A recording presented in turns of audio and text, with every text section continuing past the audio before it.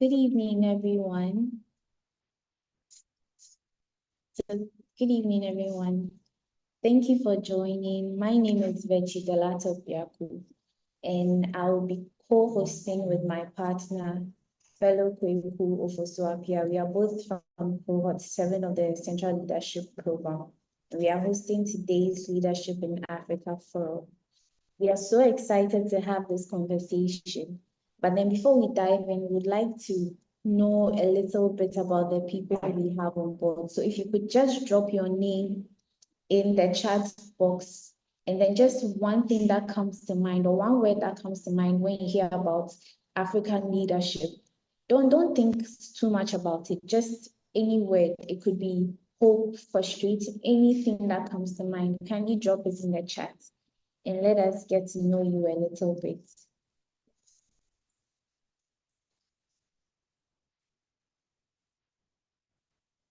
We are waiting. Just drop your name, your first name, or any name you would like to be addressed by. The Raymond says corruption. Francis Williams. Ineffective. Interesting. Movement from Banfo Hubert. Someone says, explain. These are interesting words you have used to describe African leadership. Wow. Any more? Caleb Yoba says there is hope in the midst of the chaos. Wow. I believe Raymond says corruption. Interesting. Wow. Any more? If you just joined, we are briefly introducing ourselves. If you could just drop a name and one word you think that describes African leadership. Mahosi says, we will get there. We will indeed get there. We will get there. Wow, these are interesting words. These are interesting statements. Any more? Do you have other words that you think describe African leadership? Or leadership in particular? What words come to mind?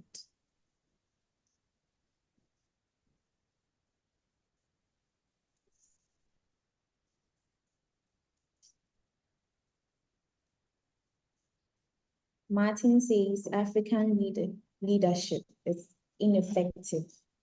That's an interesting word. I believe this is the second time we are hearing ineffective. Yes, so let me note down. Ineffective.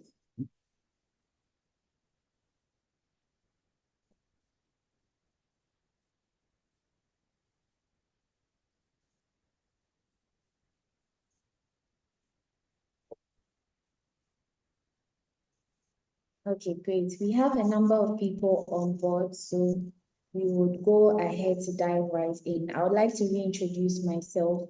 My name is Vechi Delato Biaku, a fellow of Cohort 7 Central Leadership Program, and I am co-hosting with fellow Kweku Ofosuapia, who is also on the call with us. So we are going to be having an interesting discussion, and it's going to be about reclaiming African leadership through self-awareness and ethics. So from here, I am impressed by the words used to describe Africa.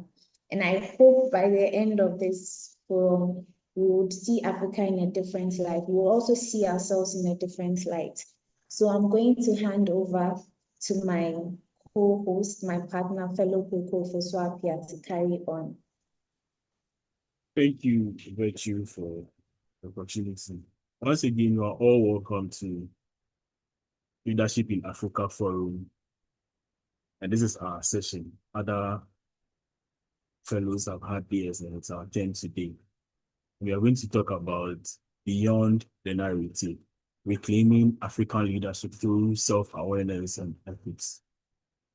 So let's ponder over this question. Why do leaders who start with the best intentions end up becoming what they once fought against? Let's ponder over this question. Don't answer right now in the chat box. Just keep it in mind and ponder over it. Why do leaders who start with the best intentions end up becoming what they once fought against? And in pondering over this, I would like to share a short story with us. So please listen attentively. It's all about the president who couldn't see himself. The president who couldn't see himself. So let me tell you about a leader, not from any specific country. This could be anywhere in Africa, honestly. He came to power with genuine intentions, and he grew up from not so good a home. I wouldn't necessarily say a poor home. And he saw his mom struggle, he saw others struggle, watched how foreign companies extracted the wealth while people suffered. He promised change. That is, during his campaign, he promised change. His campaign slogan was literally, "We, the people." That was his slogan, "We, the people." And people believed him. He was voted into power. And for the first 4 years, he did brilliant. He built schools, negotiated better deals with mining companies, with several other companies. He negotiated so well, and then had a lot of income, a lot of money coming to the country. He spoke truth to international powers too. The youth loved him. Yes, the youth loved him. We finally had someone who got it. That's what the youth was saying. Finally had someone who got it. But something shifted. He started surrounding himself with people who only said yes to him. He stopped visiting the communities that elected him.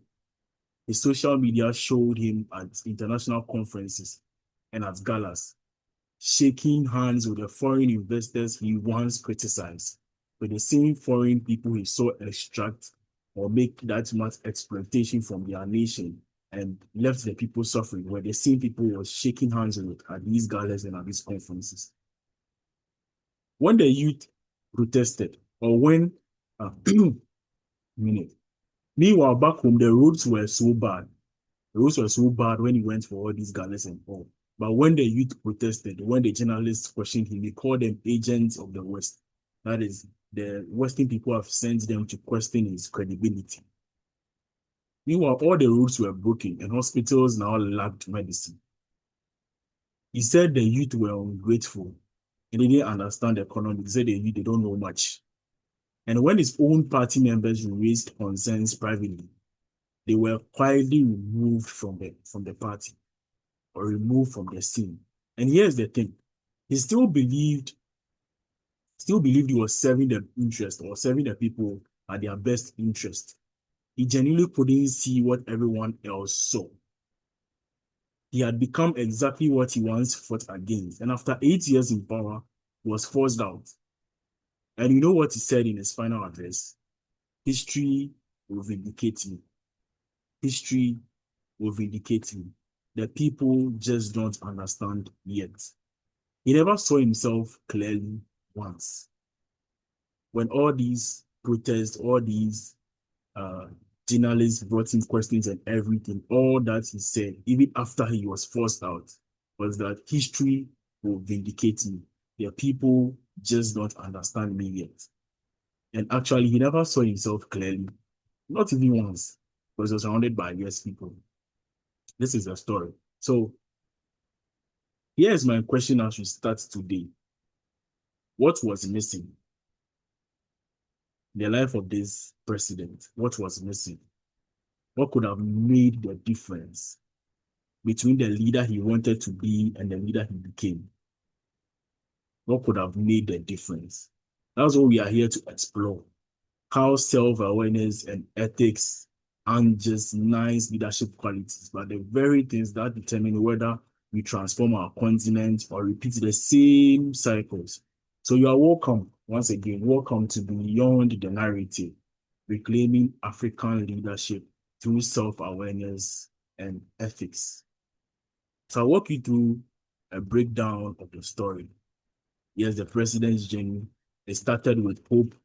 He built schools, He challenged foreign companies. He took the tax and everything accurately. And now he surrounded himself with yes men. Yes men in the sense that these people were never truthful to him. They said yes to whatever he proposed. Now he lost touch with the people he was serving, and then he was forced out after 8 years, and all that he could say was history will vindicate him. So now let's move on to today's journey. Fellow Virtue can take over from here.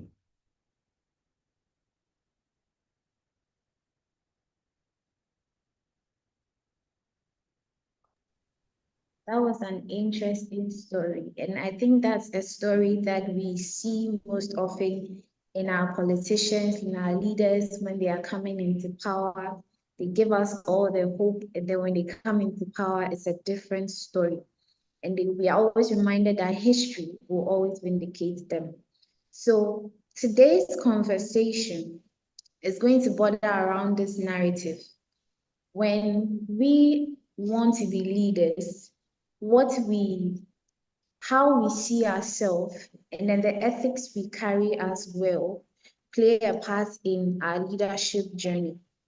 Today's journey is all about the narrative, the self-awareness part of it, and our ethical action. So when it comes to the narrative, what stories do we tell? When we start our journeys, what stories do we tell? And then how does knowing ourselves play a part? And then as we go along, what are the ethical behaviors we carry along? That was a very great introduction. Thank you, fellow Kweku. So we are moving on to an icebreaker. Let's try to ease up the tension. I mean, this is going to be an interactive session. I need everybody on board. You can drop a chat in the chat box. You can raise a hand to speak out. We will call you and then you unmute and you speak up. So today's icebreaker, we are going to quickly just mention one leader anywhere in the world, any field, any industry, whether the leader is dead or alive, who inspires you today. And in one sentence, why this leader inspires you. So I'm going to start. One leader that inspires me today is Nelson Mandela.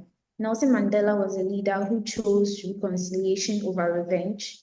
Nelson Mandela leads with compassion, and you always see it in the stories that are being told about him. So let's dive into our icebreaker. Let's share about our leaders. You can just drop it in the chat box. Or fellow Kweku, you would like to mention a leader so that others can follow suit. Okay. I would say Dr. Mensa Otabil. He's one who is so visionary and depicts excellent and so much distinct traits as a leader. And it's so evident here in Ghana. So he's one person, or one leader I would say I really look up to and really admire. That's beautiful. That's beautiful.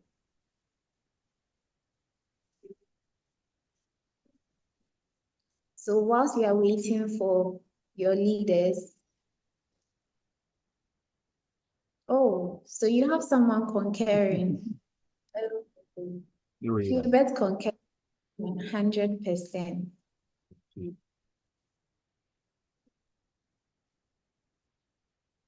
Is there anyone who has any other leader in mind? Maybe someone we have not heard of that inspires you today? You could just let us know in the chat box.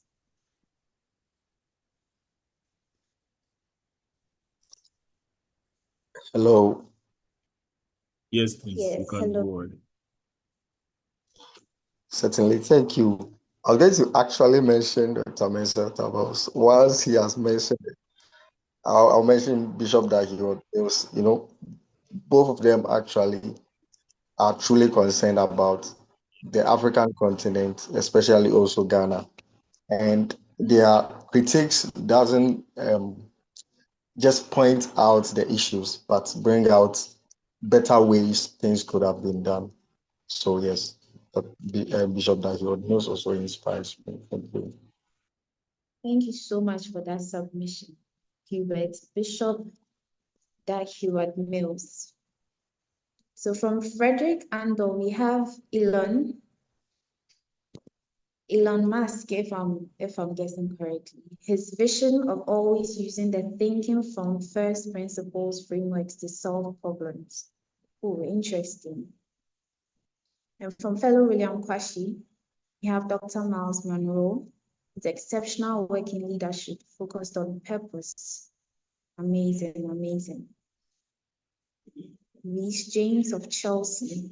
He leads his fellow players to victory on the mat. Wow, this is football. The Blues. Interesting. I support that 100% as Yeah. well.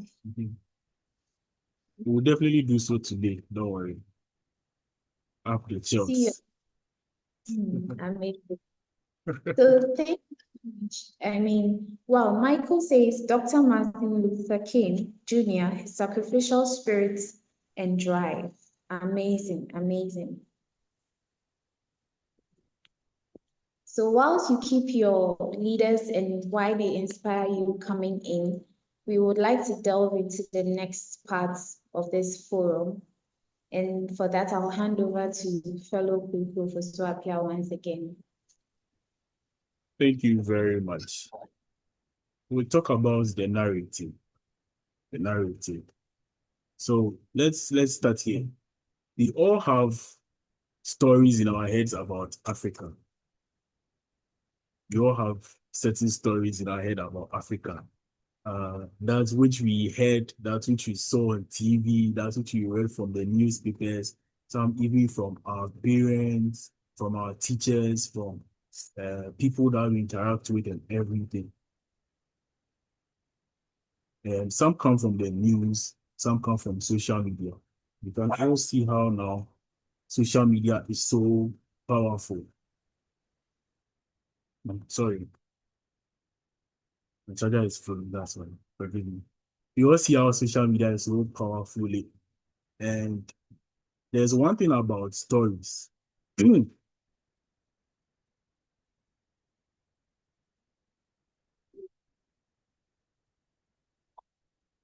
There's one thing about stories. Some stories can be very motivational. Some stories can be very negative and disadvantageous, or very demeriting. Some stories also, they are very powerful. But then here's the thing about narratives or about stories. Stories are very powerful. They shape what you believe is possible. Stories shape what you believe is possible. If the only stories you know about African leaders is failure and corruption, then that's what we expect. Just like we used to be told Anansi stories when we were little, we used to share all these Anansi stories. We all had this certain perspective. We all still have this certain perspective or perception about Anansi even to date. So that's the same way as stories that we hear about Africa shape our minds. But this day we know that there's going to be a renewal of our minds. And so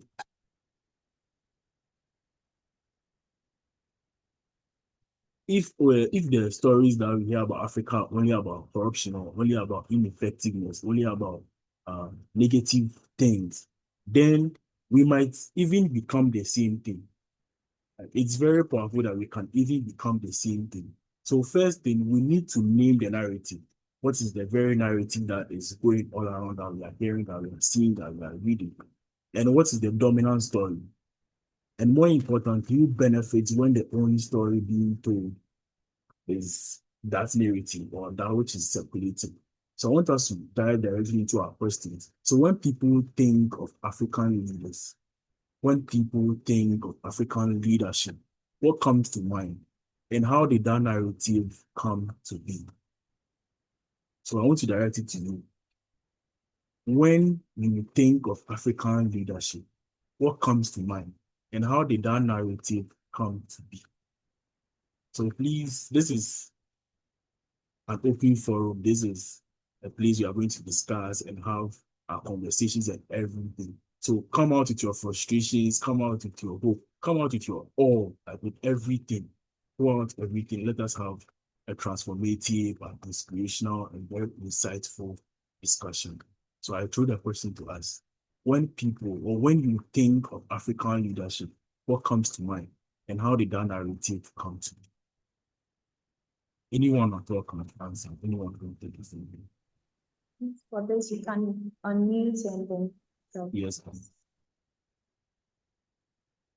Shulamite. Yes, please, you can speak.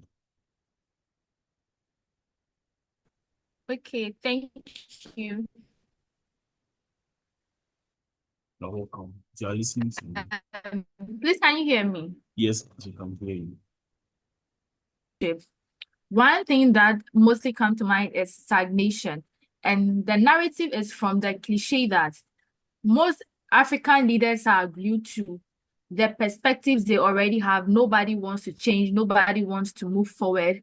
I mean, if this is what we have been doing for the past years and it's working for everyone, or this is what we have been doing for the past years and no one seems to have a problem with it, then they are okay.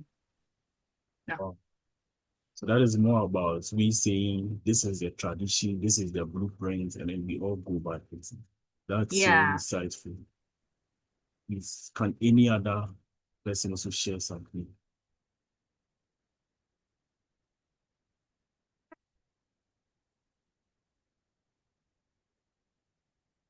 The floor is open. You can unmute, raise your hand, or anything, and speak to us.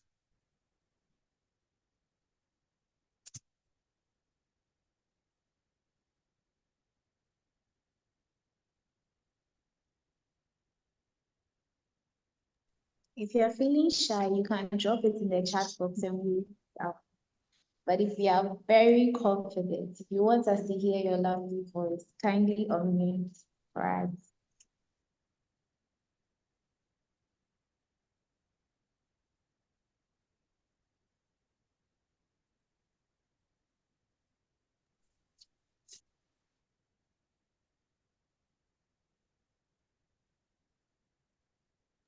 So whilst we wait, fellow people, I just want to go back to a few leaders that some people have mentioned and how and why they inspired them. So Sarah mentioned Nelson Mandela. He was a freedom fighter. Shulamite, if I'm pronouncing that correctly, mentioned Michelle Obama. Apart from being a lawyer and the wife of President Barack Obama, she has proved leaders are not always in the forefront. And Mausi mentioned His Excellency Nana Akufo-Addo, that he's not moved by pressure. Interesting, interesting. So kindly drop your thoughts on the questions asked. When you think of African leadership, what comes to mind and how did that narrative come to be?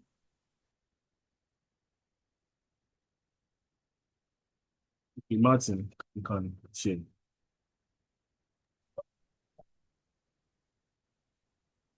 Okay, thank you. When I think of African leaders, I think one thing that comes to mind is African leaders really love to be praised and they like accolades.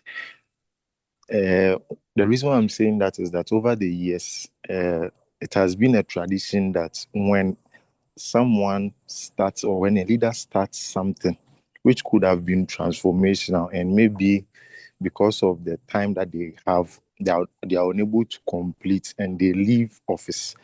Because maybe it was a fellow Kweku's name that was on it.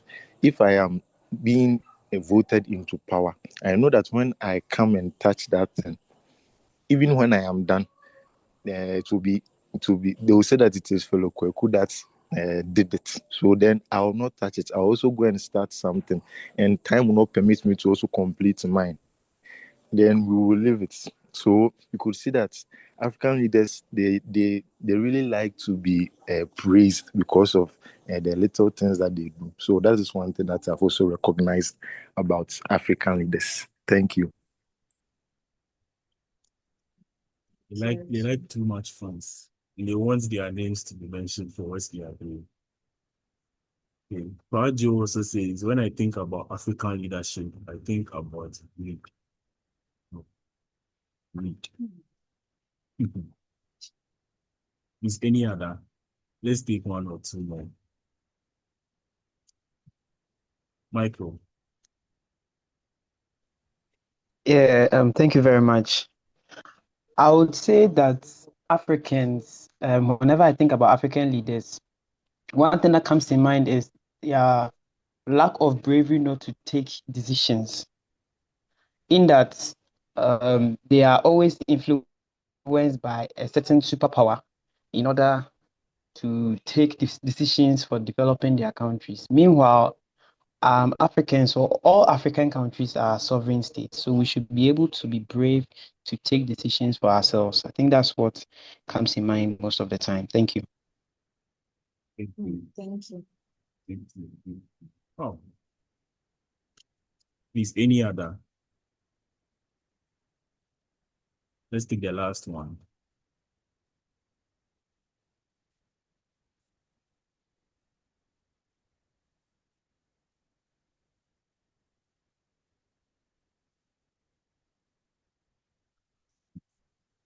Since Mike will be the last person for this.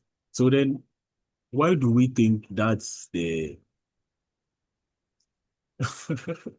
Martin says, I've heard of modernized slavery. Yes, that's what they are doing to us. Or with food. So why do we think that's the dominant narrative? Why do we think that's a dominant narrative? I like to throw this to Michael. Michael, please come again. So why do you think we lacking bravery to take decisions on our own and everything? Oh, why do we think that's a dominant narrative? And who actually benefits from this?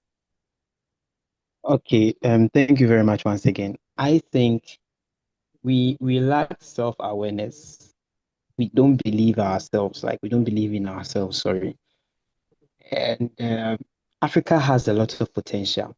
I won't lie to you. Africa indeed has potential, but we don't see it. We tend to look at other places, thinking that they have the best or the very best of interest for us. But when you look down here in Africa, we have a lot.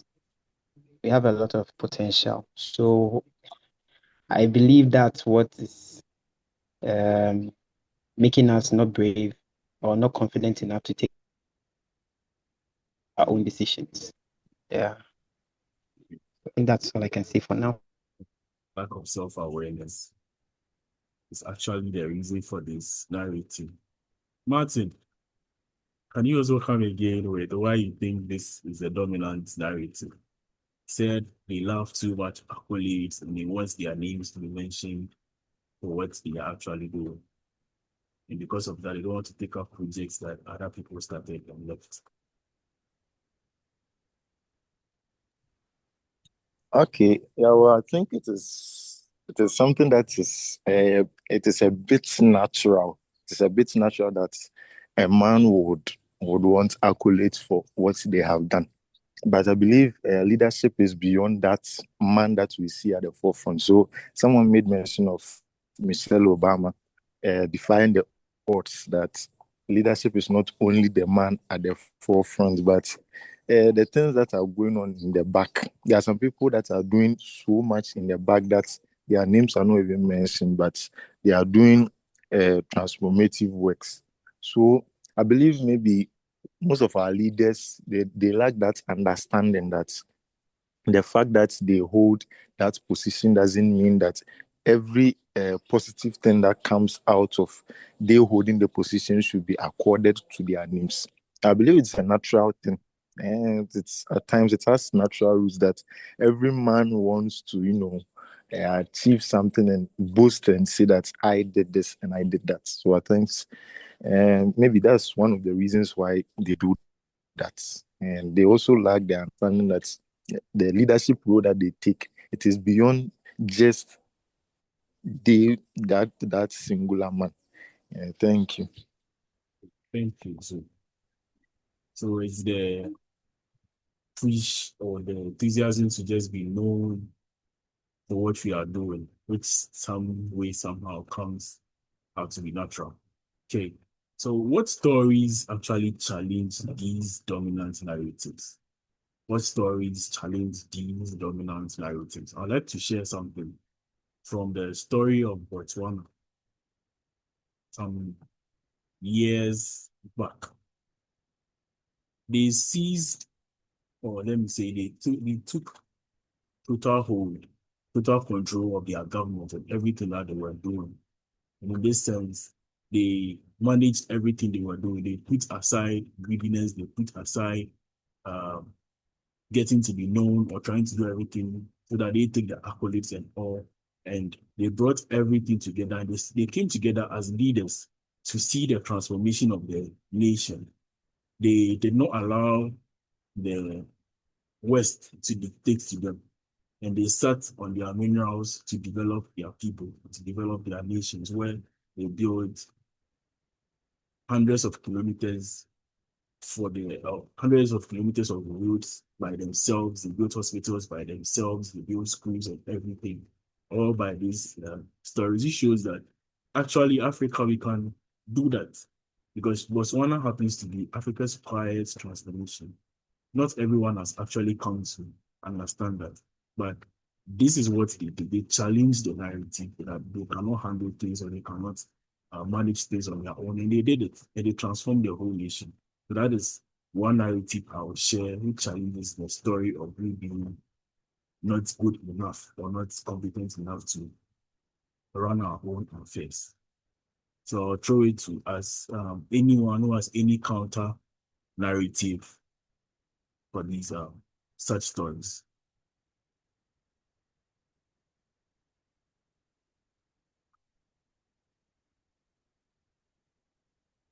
What stories challenge this dominant narrative? Does anyone have any story, heard of anything, of anything that really challenges such narrative? Narrative that we are stagnant and no one is willing to change. Michael. All right. So one African leader I look up to is Paul Kagame. The results speak for itself that Rwanda is now a very, very developed country in Africa, just because of some measures that this leader and his cohorts have taken for the country. And I believe if we get leaders like him, Africa might challenge that narrative, that global narrative.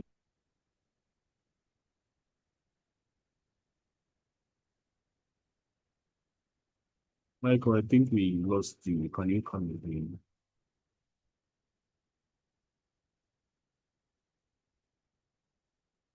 I think we lost Michael.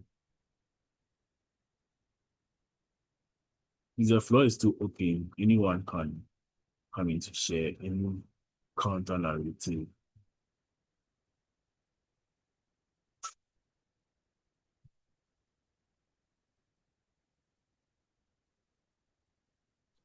Oh, I'm so sorry. I think my line went off.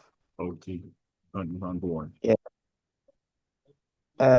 So I was saying that if we had more leaders like Paul Kagame, I think we would challenge the narrative that Africa is not stagnant, and we would have that development or progress mentality in us. So I think that's all I can say. I want to also throw a question. What was Paul Kagame doing differently that we can also imitate?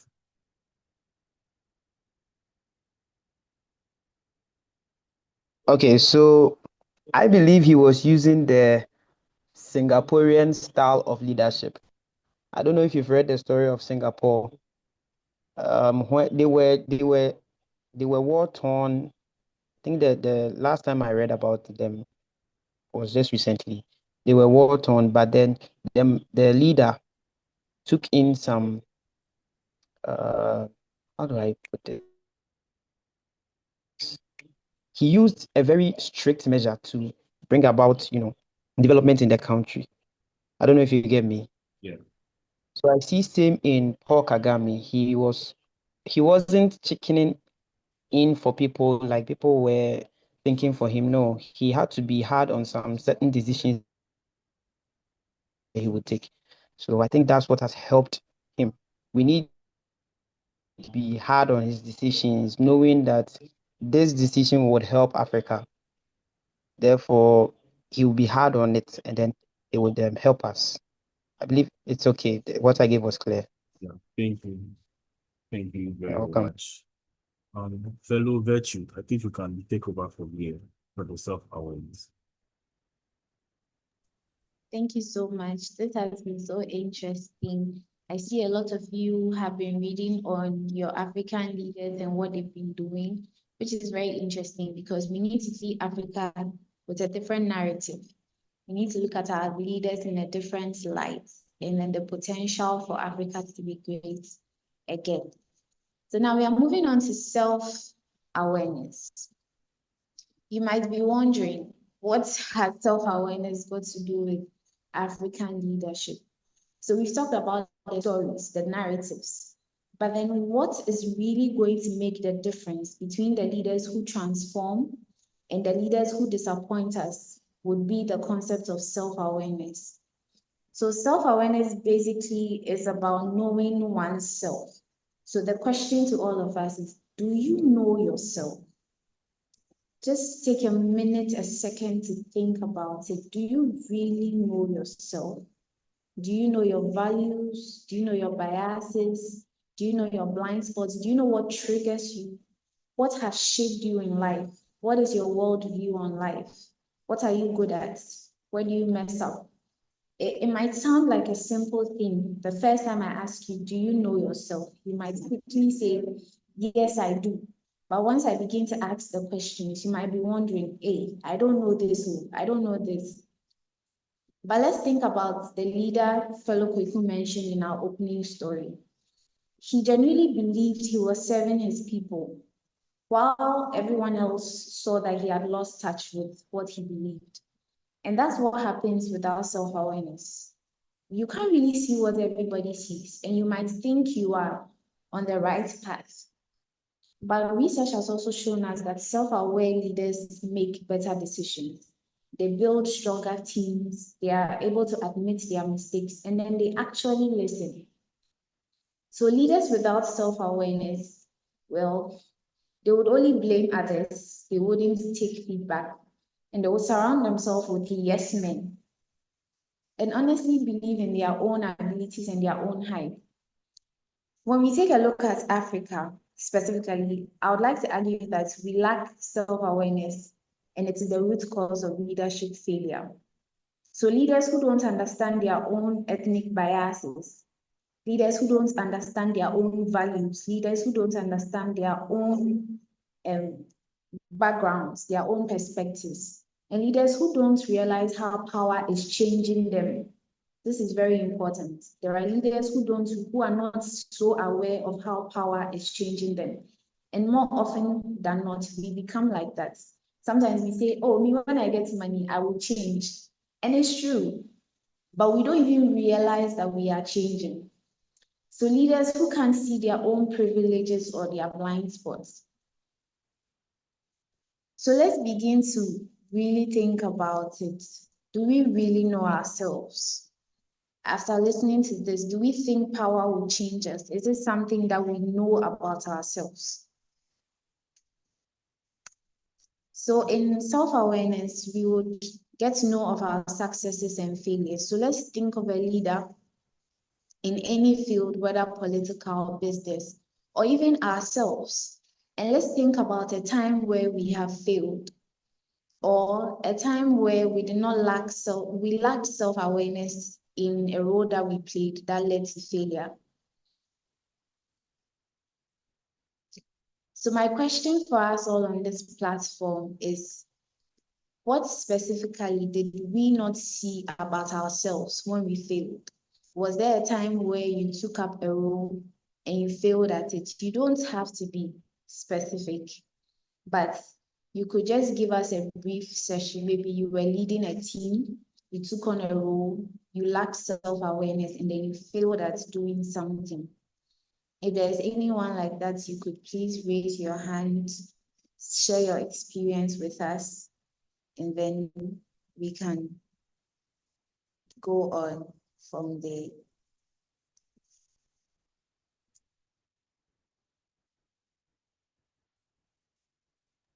Michael has a suggestion.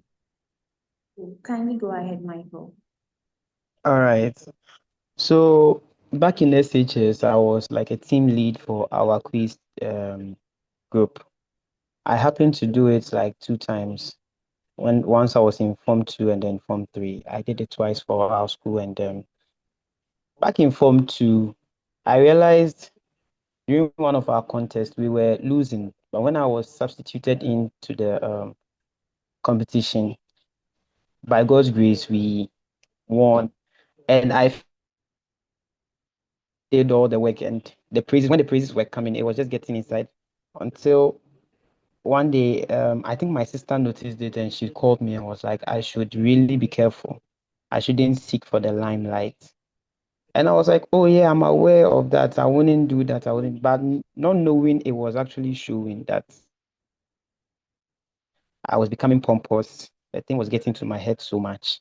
But thankfully, I had some good friends who called me, sat me down.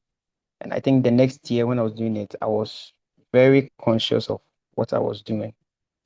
Like I built a strong conviction that whether I do well or like when I do well, I will make sure that it won't get into my head.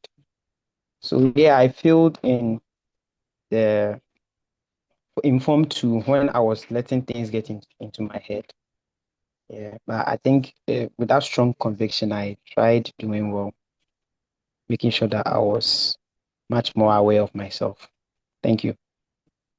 Wow, that's an awesome submission. That is very amazing of you to come to such self-awareness. And I believe a number of us have been in that position as well.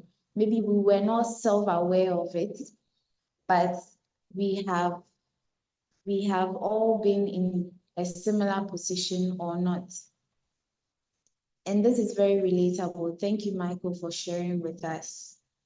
So as Michael said, he initially didn't notice it, but it was getting to his head, and a few friends pointed it out to him. So now he makes the conscious effort to watch out for it so it doesn't get to his head. Interesting. Now let's take another contribution from the other side, which is success. Was there, or has there ever been a time where you have taken on a role and due to self-awareness, you have been able to manage that role effectively and has led to the success of the endeavor you undertook? If so, can you share with us? Let us glean into your experience. Let us learn from it what self-awareness is all about. If you also have a story on the side of failure, can you please share with us and let us know as well? Kilometers in London. All right, thank you. So, by God's grace, I have been on several leadership roles.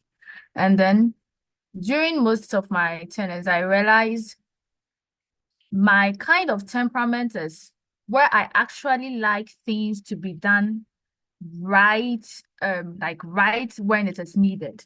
I mean, if this is supposed to be done, let's just do it, go straight for it, finish with it, and then take our hands off it. But I realize not everyone works that way. I mean, some people take time to actually comprehend the whole situation, do their research, take their time, take all the time. Sometimes it's quite challenging because it's like you are waiting for this person to finish whatever he or she wants to finish with before you continue with yours. And it's challenging. But being aware that everyone can't just be direct to the goal. I mean, getting the work done at that moment, I got to learn to be patient with others, to actually allow them to be themselves, allow them to take the time they need for us all to reach the goal we are looking forward to. So I think that was one thing that helped me in leadership. Yeah. That's amazing. That's an amazing submission. Thank you so much, Shulamite. So, as part of even being self-aware, what I gleaned from your story is you were also aware of others' behavior as well, not just yourself, which is very good. taking into account what others are capable of, as well as what triggers you and what you are capable of. Thank you so much. That was an amazing submission.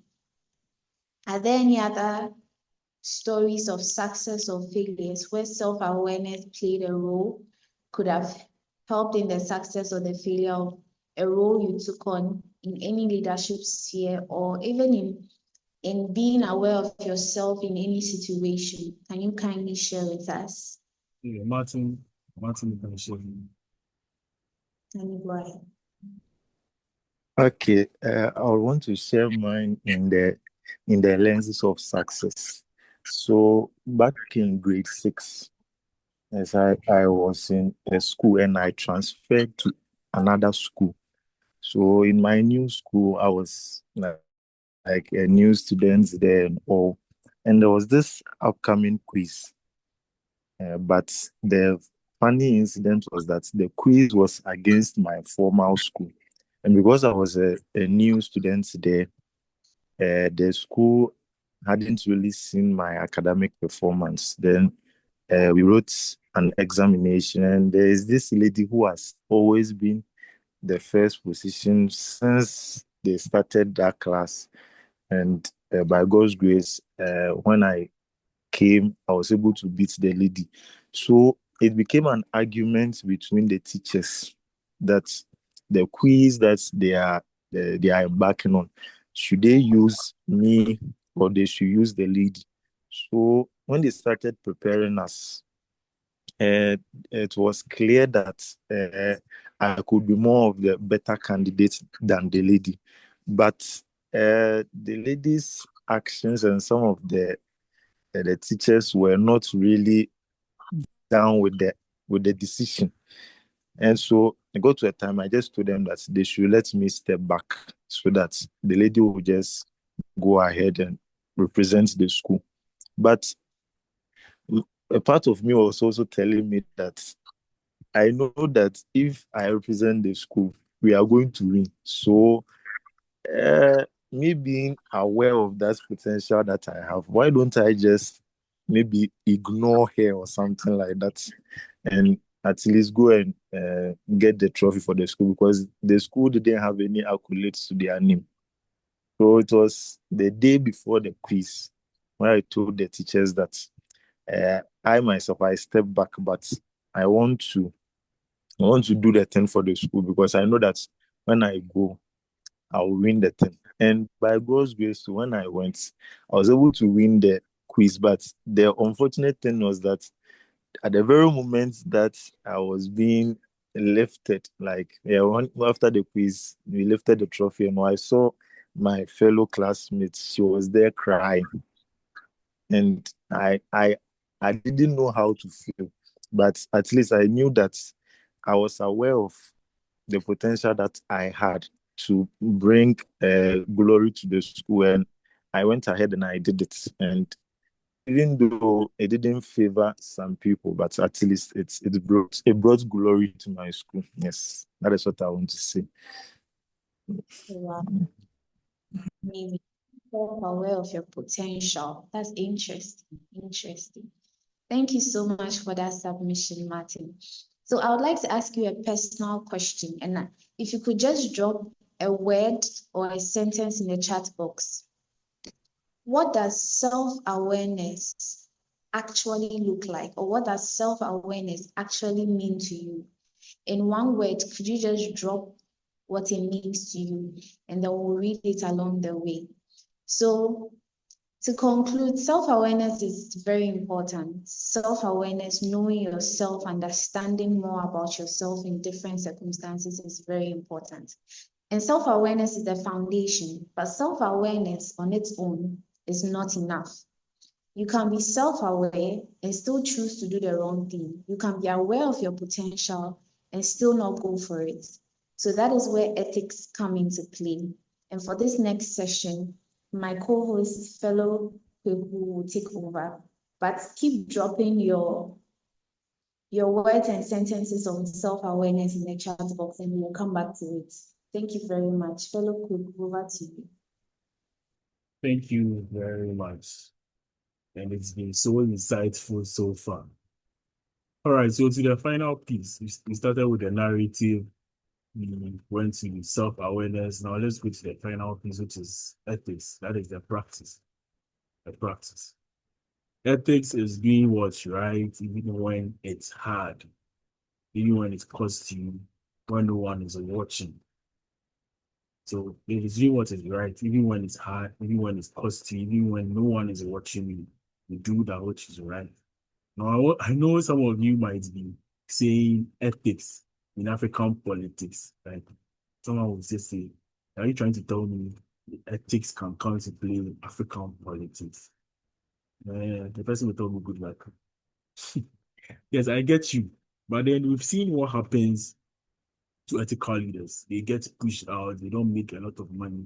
But I think some also make money when they move out. And some also don't get rich, actually. Sometimes they even get killed. When some leaders act as whistleblowers, they get killed for doing what is right. But here's my challenge to such cynicism. What if the reason we keep having the same problems is because we keep accepting that excuse? The excuse that everyone is doing it. Why shouldn't I be such a thing? Or let me say, everyone is corrupt. Why shouldn't I be corrupt? All these statements. Or we say, just like I think yesterday morning, I read this where someone took a police attack and was on the Nsawam road, but it's not a trained police and was doing just what he thinks other policemen be taking bribes.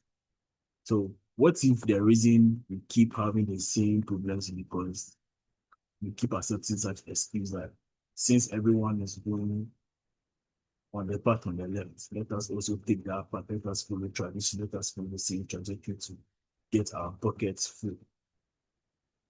Everyone is corrupt, so I might as well be too. That is sometimes our excuse. The system is broken, so what is the point in doing what is right? You have to compromise to survive. Salary, here, let me compromise, and since I'll get some local fee to add up to what I have. And so, what if our generation, and this is a challenge, what if our generation decides that no, we are doing things or we are going to do this differently in a positive way? Yeah, I'm not naive. I know there are real pressures, real consequences, but I also know that every transformative leader in history faced those same pressures and grows differently, or they chose to do things differently. Just like Michael said about Paul Kagame, we all know of Kwame Nkrumah, we even know of Uhuru Kenyatta, and all the others, like Nelson Mandela, who went through all this persecution and still, while came out from prison, still made a difference. So they are leaders who have been through this same roller coaster or this same kind of been on this same kind of terrain and did things differently. So our final question is the most important one because it's really about us. It's really about us, not just past leaders, not just people who have done some and then left some, not that. So what makes ethical leadership so difficult in African context? Like, what makes it so difficult in African context? What makes ethical leadership so difficult in African context? Because our generation, we are choosing to do things differently. We're not going to follow the same trajectory. And we're not going to accept the excuse that everyone is corrupted, so we have to be corrupt. And the cycle goes on and on and on. And we do not, as we are, Shulamai said earlier, we stay in stagnation, but we are taking a different trajectory. So what makes ethical leadership so difficult in African context? Let's take that first question. What makes ethical leadership so difficult in African context?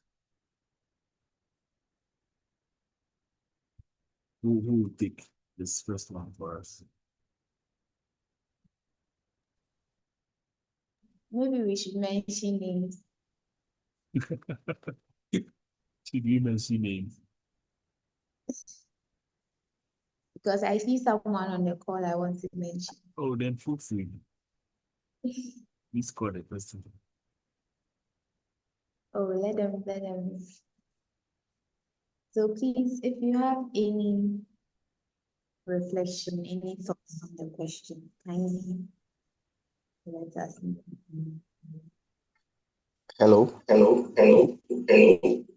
Yes, Master Hubert, you can hear you. I want to share a little perspective from The Man of the People by Chinua Achebe. So he speaks about a man who went into politics, and he was sharing his life story and how he even ended up there and the challenges that made him submit to the normal corruption of his co-friends. Right. So I think that one of the things people normally face is the pressure, the peer pressure of the family they find themselves in, or maybe co-friends in the same parliamentary space. Right. Let me share an experience from campus, which is a positive one in a peer pressure way. So I was leading the evangelistic ministry. Then I decided to join the intercession ministry, which was headed by someone who was also a fellow. Then in some few weeks, I got new perspectives as to how things can be done when meetings are being held. So in this sense, I'm drawing lessons in a way that if I find myself in a space where the things that are being done look so normal and yield results, I will just submit to those norms. And that's one of the things I think is affecting most of the people who go with good intentions to change our government or our economy. But then in their context, they see their friends doing certain things that is yielding results in a certain way, and they just submit to it. So to our generation, I would say that one of the best things that we can do to make a difference is to recognize that the decision to go against the norm, you're not the only one taking that decision. There are people, they may not be known, they may be in obscurity, but then always remind yourself that there are people who have made a bold choice to go against the current. And once you keep swimming against the current, you eventually get to the other side and realize that, oh, so you also made that choice. You also decided to stand against it. And then here we are making progress and moving wherever, every space that we find ourselves. Yes. Thank you very much. So, what is making it difficult is as a result of most people following the current and not swimming against the current. Following the current and not swimming against the current. Like they go with the flow and go with the tradition. I'm seeing Mr. Yedu. Mr. Yedu, any insights to share before I move to my brother about Adam?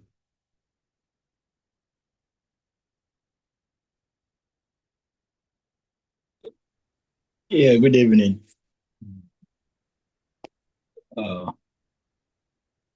Okay, so when it comes to ethical issues, it's kind of simple but profound, as someone would say, because ethics, in its sense, one way or the other, is something that is acquired and practiced over time for you to be part of someone. So, for example, let's say in research like this, we have some ethical concerns. Let's say if someone conducted a research, brought out some photos or videos out there, and perhaps you two are working in the same or similar line. Obviously, the average Ghanaian would tend to just take it and do some touches to it and just fix it in there. That is easily done because one of our system, as in our environment, there's no anything, there's no any big deal. So that has been with us for years. So it's like a habit that has been implanted in us, which we tend to express it in higher levels too. So it takes massive diligence, yes, and uninterrupted consistency for matters of ethics to be a reality. So that's something small I can share about it. So if we are very, very consistent and particular and intentional in practicing some ethical values, yeah, it will definitely show up in the larger space in some time to come. Right. Thank you. Thank you. Thank you. Master Albert Adam, can you share with us a few insights?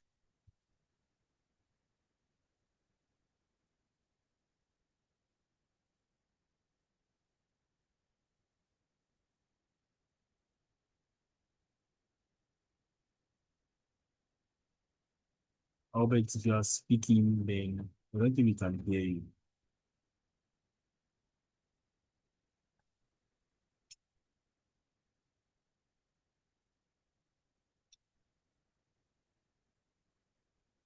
Albert, can you hear me?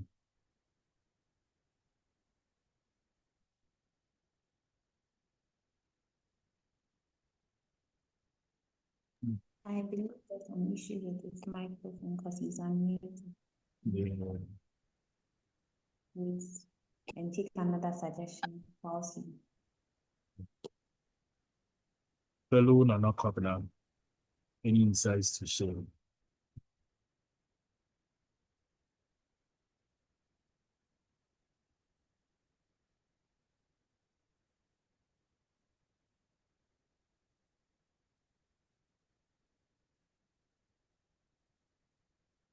This is Albert's network. Okay. So what would we do, let me say, for our generation? What would it take for our generation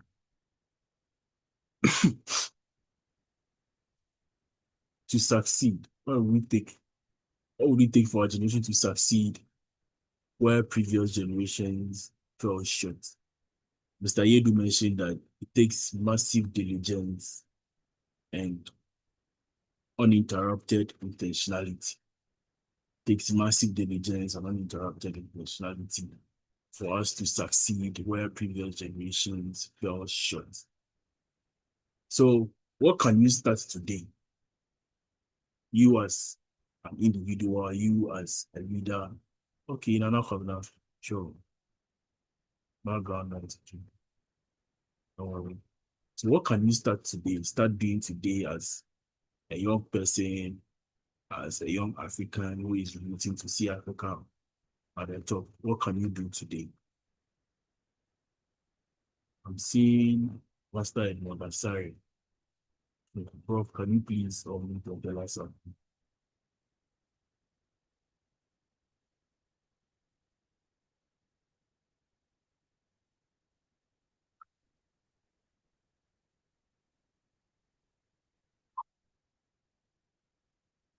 Edmond, can you hear me?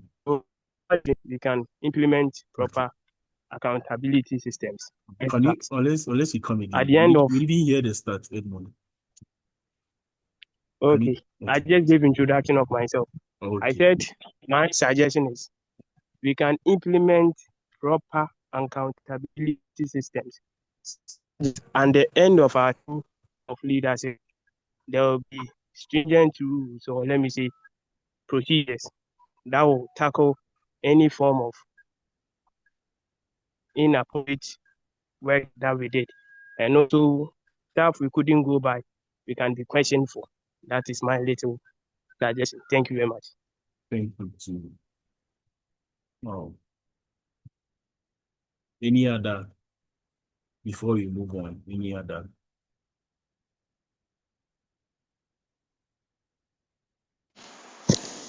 Can you hear me now? Yes, please, you can hear you now. Okay. I believe it was my network. I think this has been some quite like wonderful conversation, and if all of us can be having this every day, we'll be conscious that Africa needs conversations like this all the time. Now, I'll be adding mine to the ethical leadership. Now, it feels so difficult here in Africa because the systems around us, like, they make room for the wrong things and not really the right ones. So if you want this generation to maybe break the cycle, then we need to focus on habits that translate into real things. Like, you don't conference and talk about things you want to do and come back and don't do it. You come back and you do them. Like, for example, you do your work well when no one is watching. Like, one of the things we have to know. Because if we can trust that there is no corruption, then it means that at every corner nobody is actually doing nothing bad, nobody's stealing, nobody's doing any bad thing. Like, secondly, you should be honest to yourself in your small visions, small decisions. You return money when it's not yours, right? It's little things like this that amount to some of the problems Africa is facing today. If you've ever held a group before and they contributed money and 10 pesos was left in the account and you didn't account for that or you didn't return it, it means that when you become a finance minister one day, you will do the same thing. Little things, you won't account for them. Now, you also have to know how to call out wrong things, but gently and clearly. You don't do it politically. I believe one of the things that's the problem in Africa too is that we know the right things and we know the wrong things. Now, when we are going to talk about the right things, because it's politically doesn't favor us, we talk about it and then we hide some stuff. If it is bad, we talk about it and overhype it. Like recently, Deputy Minister of Agriculture was trying to recommend that they patronize made in Ghana chickens, right?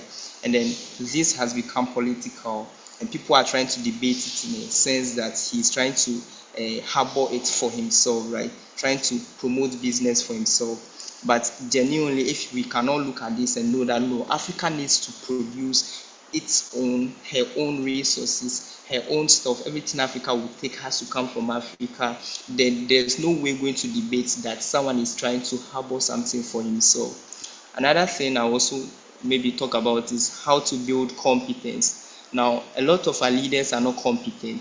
Excuse me to say, we go out there, we take leadership positions because of one, money, and then political whatever, right? So a lot of the leaders are there because of the parties they are affiliated to.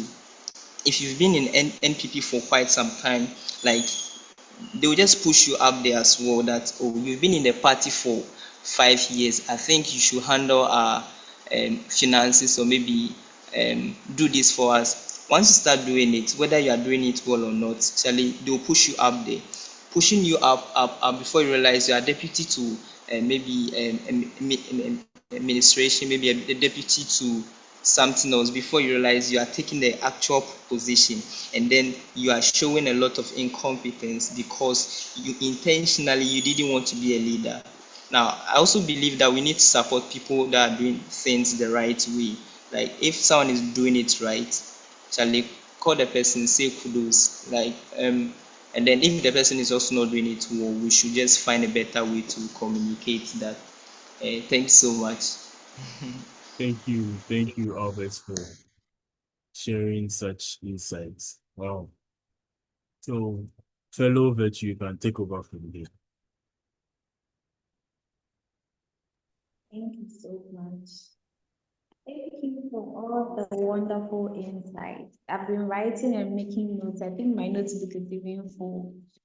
This has been a rich session. We have learned so much. We have discussed so much. It's interesting to see that people are actually in tune with what is going on in Africa. People are actually interested. It is interesting to also know that people have had experiences in leadership positions that they can share concerning self-awareness and ethical leadership.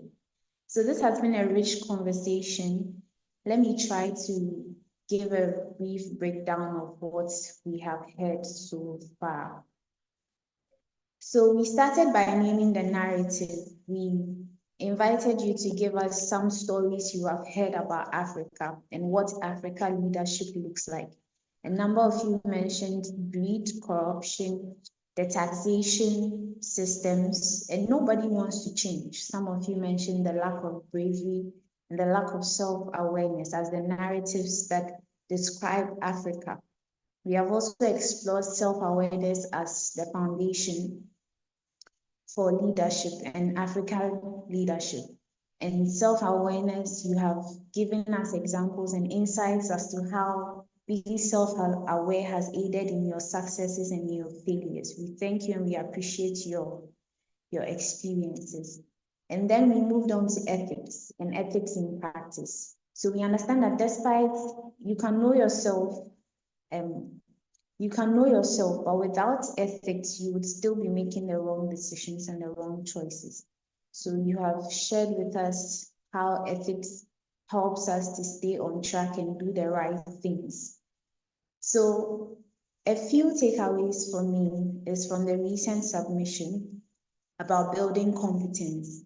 This is something that I'm going to note down because in Africa, we need our leaders and our people to build competence. Competence in taking action, competence in doing what needs to be done, competence in actually saying what they want to do and following through with it. So thank you all for your suggestions, your reflections, your experiences. I would like to also invite my co-host, my partner, fellow Kweku, to share his personal takeaways, one or two, and then we move on. Okay. I think you've literally summarized everything, but there's this one thing that really stood out for me, where Albert stated that we have to call out, we should call out for those who are really wrong, not just in a war manner or in a frightful or fighting manner, but then we should, in as much as you are whistleblowers, we should do it rightly and then gently. Shouldn't do it in a way that will bring chaos, but should do it in a way that will bring solution and a resolution to whatever it is that we are dealing with. And the fact that ethically we can uphold ethical leadership if we are going to be so bent on diligence and intentionality. I took this from Mr. Yedu. It says you should be massive with diligence and also be uninterrupted with intentionality. We should be very diligent and very intentional about it. Thank you so much for sharing that.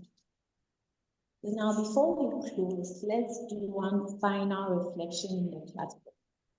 So I'll need all 20, how many of us? 24 of us on this call right now. I'll need all of us to just drop one sentence in the chat box concerning one thing you are taking away from today's session that will change how you show up as a leader.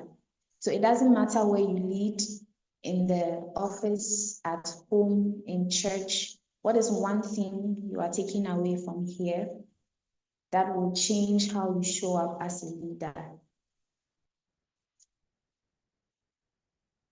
So kindly drop in the chat box. Let's read it out. Let's see what's one thing you are taking away. Just one thing. Interesting. Obrempon says, knowing yourself is key. That is true. That is very true.